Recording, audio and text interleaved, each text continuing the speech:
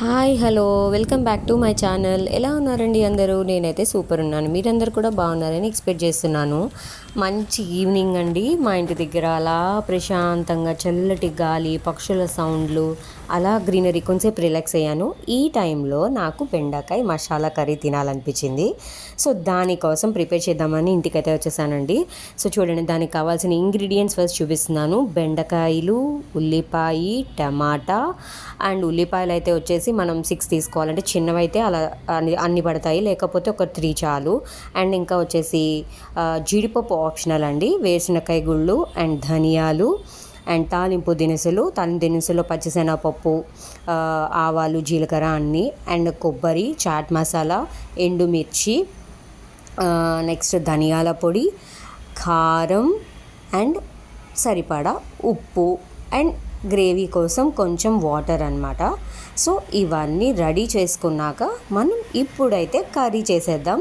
పదండి, ఎలా ప్రిపేర్ చేయాలో చూద్దాం. పదండి.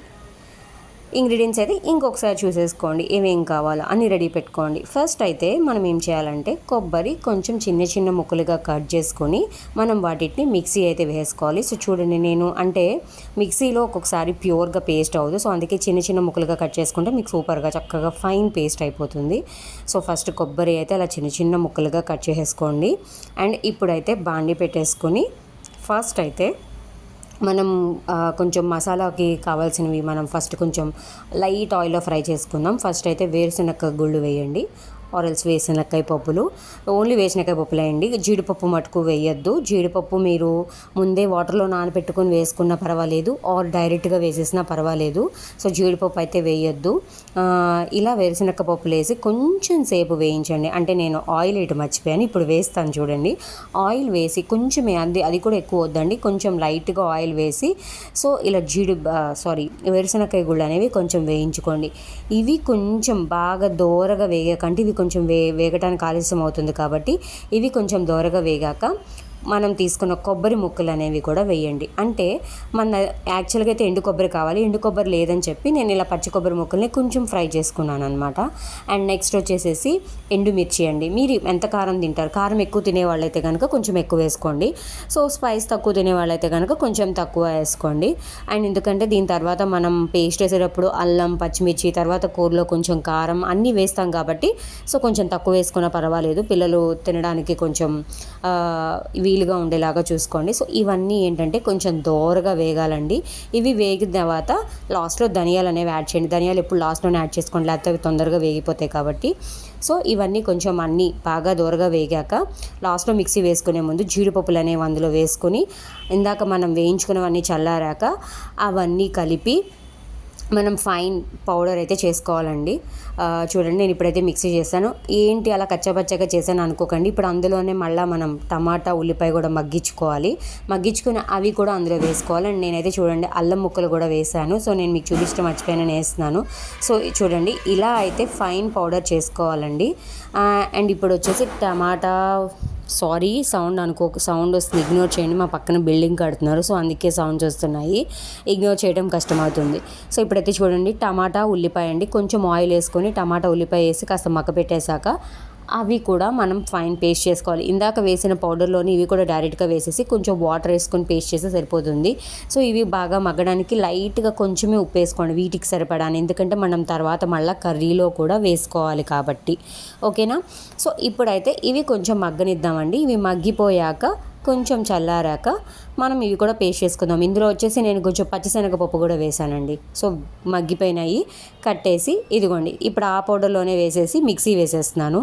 అండ్ ఈ కర్రీ ఎప్పుడు యూస్ఫుల్ అవుతుందంటే చెప్పనా అండి, మనకి బెండకాయలు తక్కువ ఉన్నాయి, ఉల్లిపాయలు, టమాటాలు తక్కువ ఉన్నాయి, బట్ ఇంట్లో కర్రీ మనకి కావాల్సింది ఎక్కువ, అంటే ఎక్కువ మంది జనాలు ఉన్నప్పుడు ఈ గ్రేవీ కర్రీ పర్ఫెక్ట్గా సరిపోతుందండి. అంటే దగ్గర ఒక 10-11 మందికి ఈజీగా చేసేసుకోవచ్చు మనం ఈ కర్రీ. కొంచెం బెండకాయలు ఎక్కువ ఉన్న, అరకిలో బెండకాయలు ఉన్నా చాలన్నమాట. సో అలా ఫైన్ పేస్ట్ అయితే చేసేయండి. పేస్ట్ రెడీ అయిపోయింది.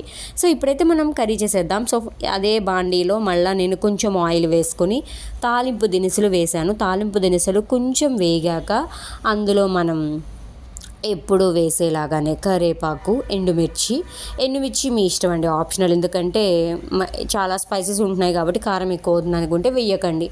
అండ్ పచ్చిమిర్చి కూడా అంతేనండి, స్పైసెస్ ఎక్కువ తినే వాళ్ళైతే అవి కూడా వేసుకోండి. సో నేనైతే ఒక్కటే ఎండుమిర్చి వేసాను.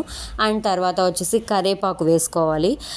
ఇవి కొంచెం వేగాలండి. తాలింపు దినుసులు కొంచెం మంచిగా వేగిపోయాక మనం నెక్స్ట్ ఇందులో యాడ్ చేసే ఇంగ్రీడియంట్స్ చూద్దాం. అంటే నెక్స్ట్ వచ్చేసి నాకు తెలిసి బెండకాయలేనండి.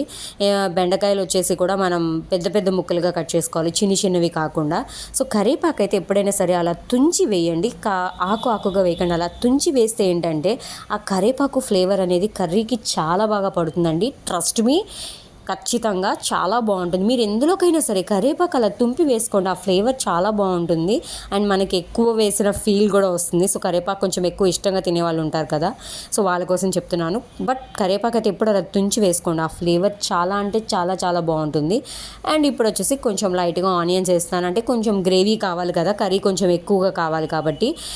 సో లైట్గా ఆనియన్స్ వేస్తున్నాను. ఆనియన్స్ కొంచెం మగ్గిపోయాక, అంటే ఇందులో కొంచెం లైట్గా ఉప్పు వేసుకొని మగ్గించుకోండి, తొందరగా మగ్గిపోతాయి కాబట్టి. మగ్గిపోయాక నెక్స్ట్ వచ్చేసి బెండకాయలు, అదిగోండి బెండకాయలు కూడా చూసారా, అంత సైజులో కట్ చేసుకొని చాలు. నాకు తెలిసి ఒక 1/2 కిలో బెండకాయలు ఉన్నాయండి నా దగ్గర. సో ఆ 1/2 కిలో బెండకాయలతోనే చేశాను. మేము వచ్చేసి 5గురం తినాలి ఈ కర్రీ.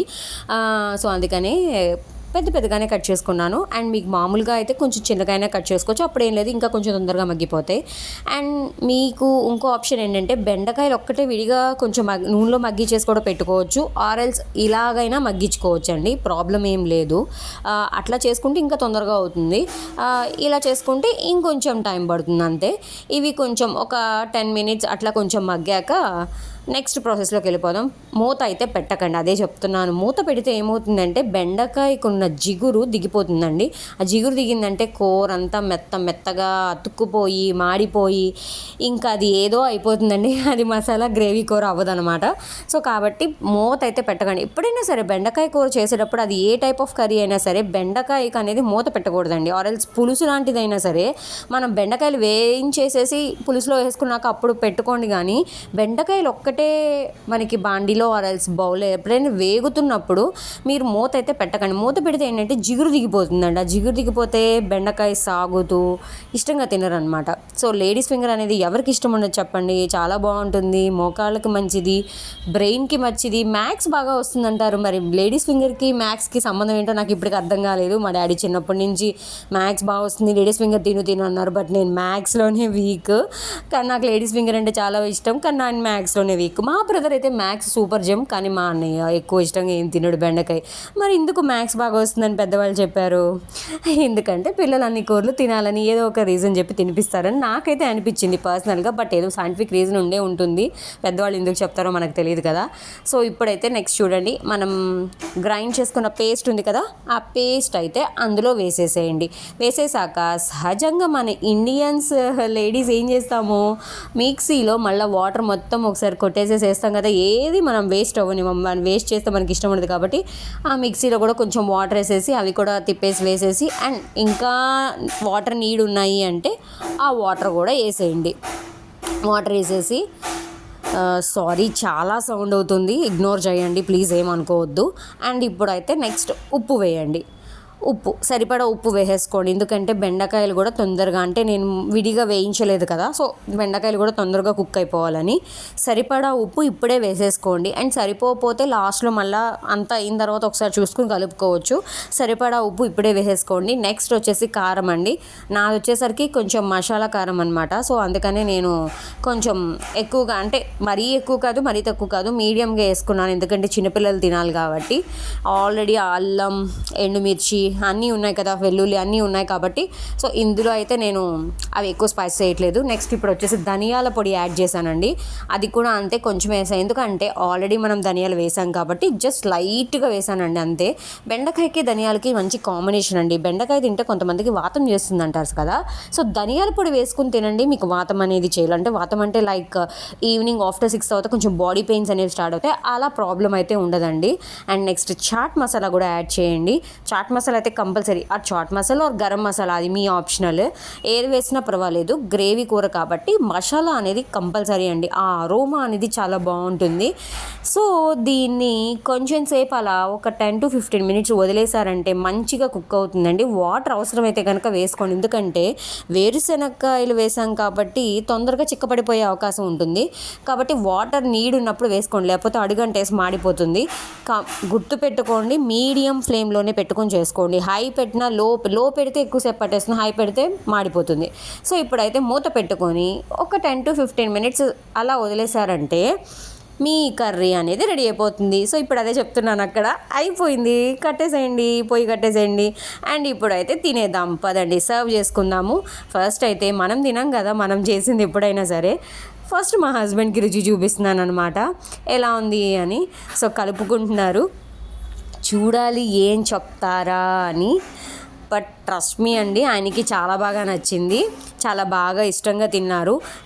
మీకు ఒక విషయం తెలుసా అండి, ఈ కూర ఇవాల్టి కంటే అండ్ ఈరోజు చేసిన దానికంటే నెక్స్ట్ డే మార్నింగ్కి ఇంకా టేస్ట్ అనిపించింది ఈ కర్రీ. అదిగోండి సూపర్ ఉందంట. Thank you so much. So trust me వాళ్ళు కూడా బాగా ఎంజాయ్ చేస్తారు.